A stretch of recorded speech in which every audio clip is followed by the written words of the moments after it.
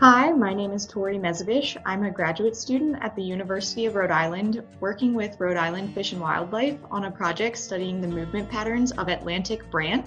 Atlantic brant are a small-bodied goose that breed in the Arctic. We are marking our brant with both federal metal bands as well as color bands. That way, if birds are ever harvested or resighted, people can report those band numbers and we can get a sense of where the bird was marked, when it was marked, how old it was, and where it has moved to. In addition to leg bands, we are marking birds with GPS transmitters. We put out 30 transmitters this season.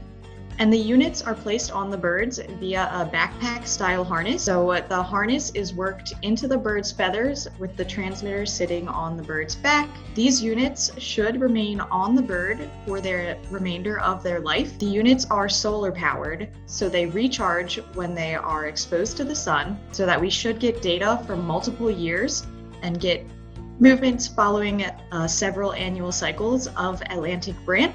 So to make sure that the harnesses aren't too tight or too loose, we work them into the bird's body feathers and preen them in. After release, these birds will continue to preen the harnesses in themselves, but we want to make sure that the harness fits relatively snugly.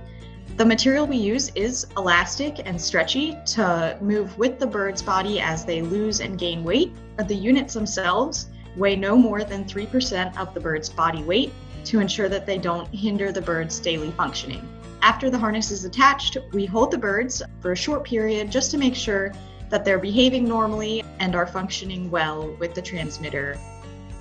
After a short monitoring period, we release all of the brant as a group because they are a social species. The birds are then free to go on their way, and we will begin tracking their movements via the data that is passed to us by the GPS transmitters.